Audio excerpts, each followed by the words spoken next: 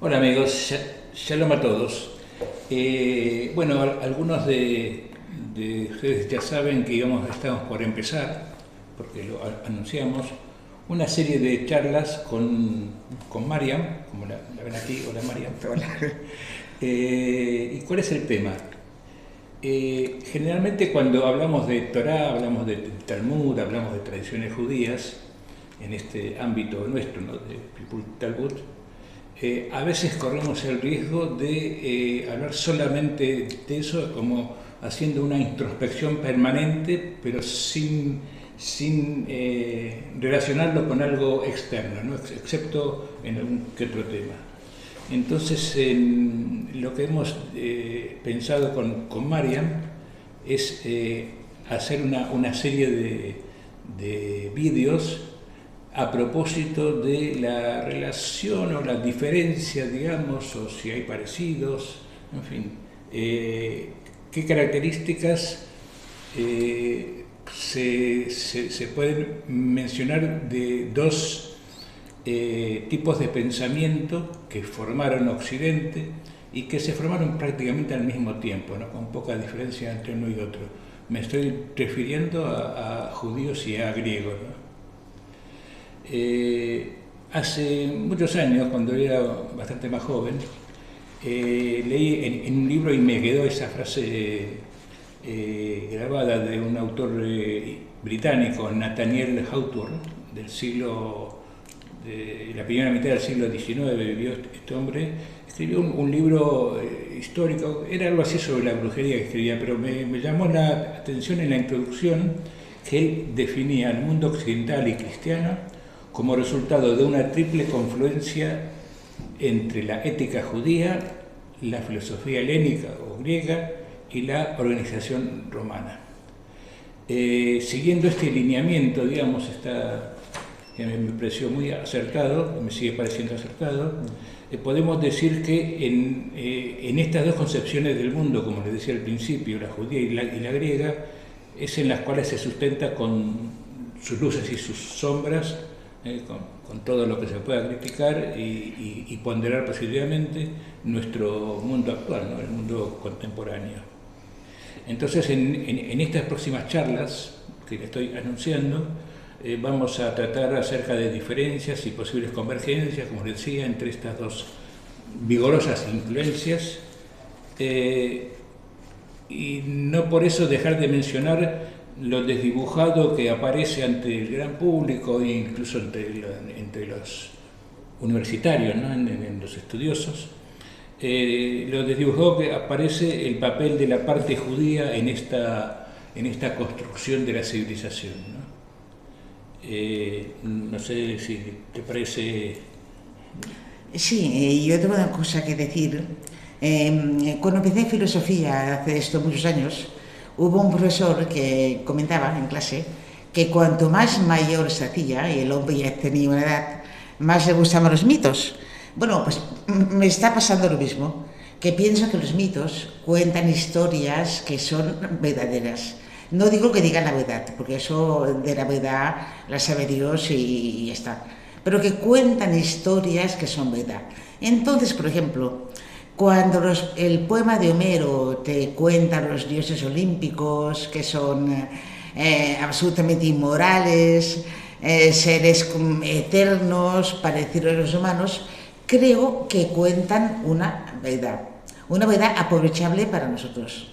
En ningún momento vamos a entrar en que hayan existido o existan. Luego tenemos al Dios de Israel, al Dios del Génesis, que nos presenta la otra parte, o sea, un Dios abstracto, absolutamente moral y que encima exige de su pueblo la moralidad. Con la diferencia de que los dioses griegos no se involucraban con el pueblo para nada y el Dios de Israel se involucró, bueno, hasta formar lo que tenemos ahora.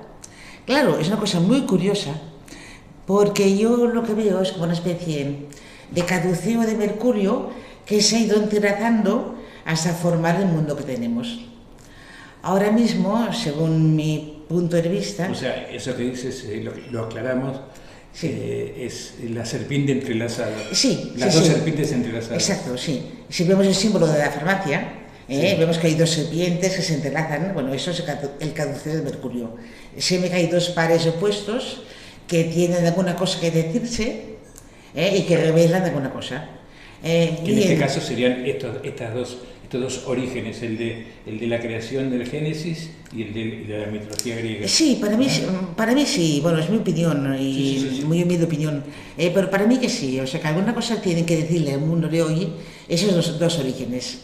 Claro, por una parte ves los profetas de Israel comprometidos con los seres humanos, un Dios comprometido con el humano, invisible, abstracto, y por otra parte ves unos dioses, entre comillas, o filósofos que solamente pensaban en la pureza de las ideas, y ves realmente cómo ha sido posible que hoy día llegásemos donde hemos llegado. A ver, filosofía, lo que se considera como filosofía es el milagro griego que se dio en aquel tiempo y que, según mi punto de vista y el de otros estudiosos, se acabó. Esa glorificación de la razón, esa mirada inocente sobre el mundo y esa pretensión que con la razón llegamos a todo. Bien, con la razón hemos llegado donde hemos llegado, no muy lejos, alguna cosa hemos avanzado, pero pienso que los profetas de Israel aportaron muchísimo más y el tema es desconocido. Y bien, por eso estamos aquí. Hablando así a grosso modo y atrevidamente, algo que no te comenté antes,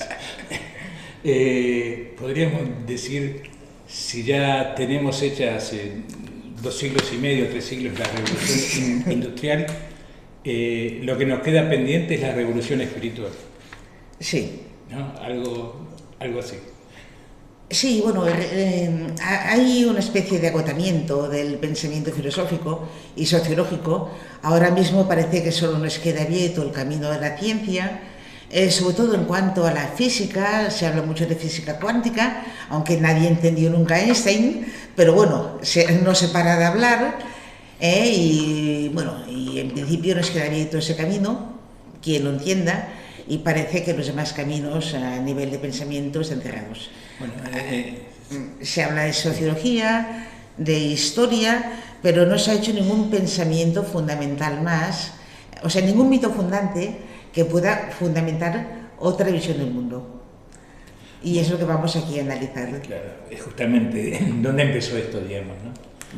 ¿Cómo empezó? ¿Dónde empezó? ¿Cuáles son estas ideas fundacionales? La mitología griega por un lado y la religión que incorpora, o religión es un término muy corto, digamos. Sería el cúmulo de ideas, de pensamientos, de definiciones, de cosmovisión, una palabra, una cosmovisión religiosa y humana, y humanística. Exactamente, la cosmovisión de uno y de otro. Entonces, desde este punto de vista, hablaremos de lo que recién comentaba Mariam, de estos dos factores formativos, ¿no? Por un lado la mitología griega, hablando de estos dioses inmortales y amorales también, ¿no? Y por otro lado de la presentación del Dios de Israel, que se manifiesta desde el Génesis con la creación, un Dios eterno, moral e impulsor de la moralidad, como decíamos, en los seres humanos. Del lado griego, luego se hablará de la cultura presocrática, desde Tales de Mileto. Supongo que estos nombres le suena mucho. Tales de Mileto, Heráclito, del colegio de monjes. De colegio secundario, ¿no? Sí. Y luego, sí, Tales de Mileto, el paso del mito al logos y el nacimiento del pensamiento racional en Grecia. Sí. Y mientras en Israel, claro, porque son dos movimientos casi paralelos, ¿no? En el tiempo. Los profetas denostarán la corrupción de los poderosos, denostarán a los idólatras. Tenemos todos los profetas, ¿no? Pero podemos mencionar aquí a 3 de la misma época, de la primera época, que eran Amós, Miqueas y Isaías, que defendían una cultura de una equidad práctica, de una igualdad humana en contra, digamos, de esta diferencia de clases que se imperaba en la filosofía griega. Sí, ¿no? O sea, totalmente. Fue una filosofía absolutamente elitista. Realmente la idea de democracia era solamente para los ciudadanos y más que nada un tema de aristos, o sea, quién es el mejor y que solo los mejores pueden pensar, gobernar. Bueno, la plebe, el pueblo no importaba para nada. Eso fue la aristocracia griega. Sí, no, y además está el caso de las mujeres que tampoco participaban en nada, en la vida pública. Para nada. El amor ideal era entre hombre, aristócrata y mancebo. Y joven. Sí. Entonces, claro, la introducción de este tema, ligándolo con el Génesis, cuando el Breshit, cuando Dios dice que crea al hombre y a la mujer a su imagen y semejanza, nos está diciendo una visión o una cosmovisión, como decías, absolutamente distinta, que todos los seres humanos nacemos iguales, otra cosa lo que hagamos después con nuestras vidas, pero que nacemos iguales. Lo que es, en realidad, esa es la base religiosa, la base del pensamiento que se impondrá con el paso de los milenios, como la igualdad ante la ley. Esa es la igualdad. Exacto. Ante Dios y la igualdad ante la ley. Exacto, el fundamento de la democracia contemporánea, curiosamente hemos encontrado que no está en la filosofía griega, sino que está en la cosmovisión judía. Con lo cual, suponiendo que recibiremos un montón de críticas, vamos a intentar mostrarlo y bien, quien quiera acompañarnos en el viaje, pues ahí estamos.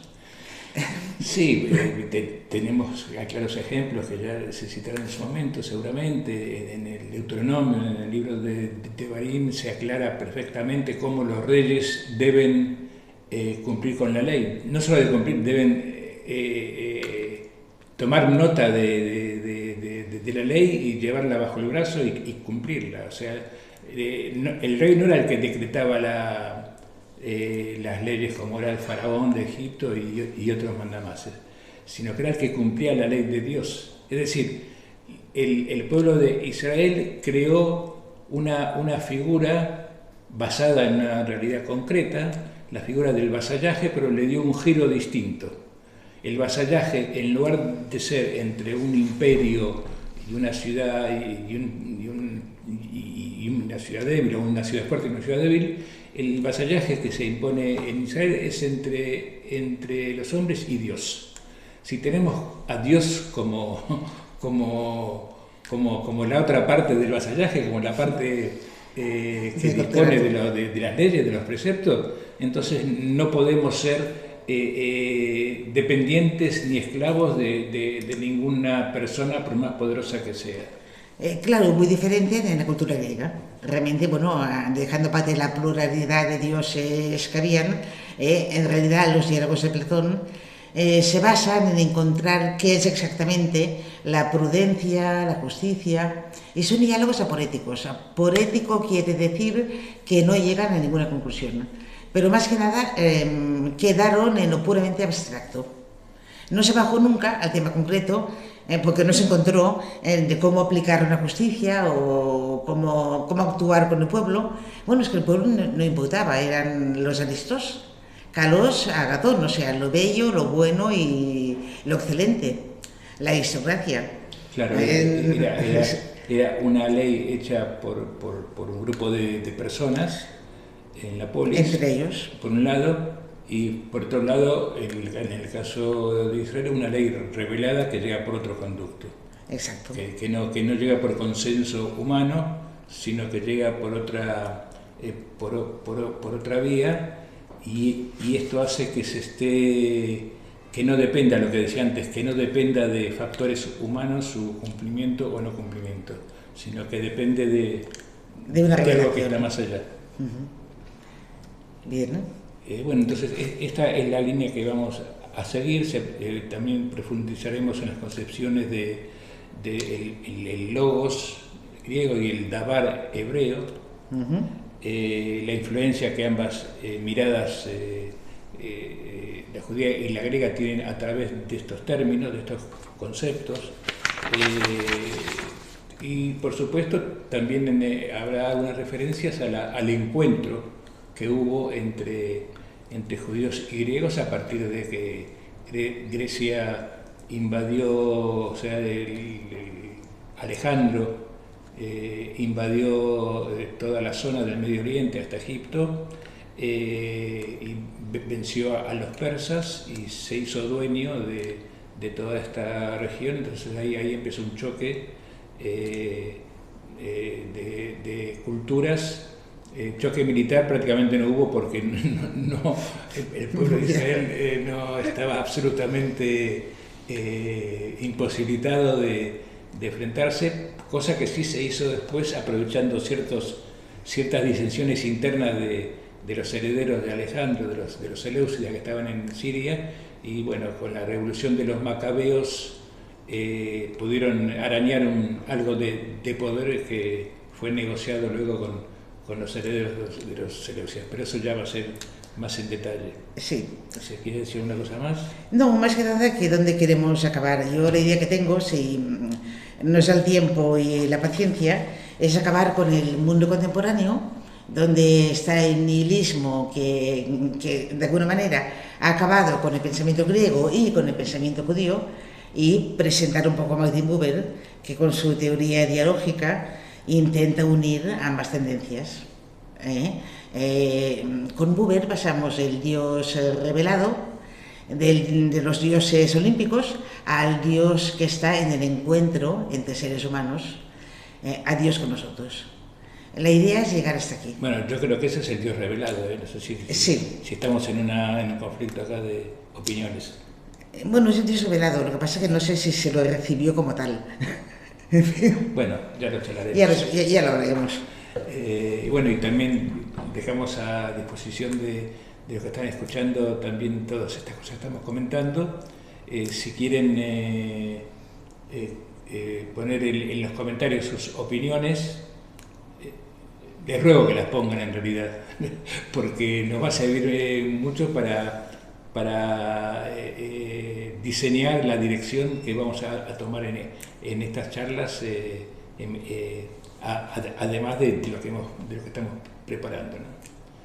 Bueno, pues muchas gracias, Mariam. Gracias a todos. Gracias a todos. Y bueno, la semana que viene probaremos a hacer una vez por semana estas entregas. Ya hablaremos de temas más concretos y no como que hicimos una especie de sobrevuelo general, ¿no? Okay. Shalom a todos, gracias. Shalom.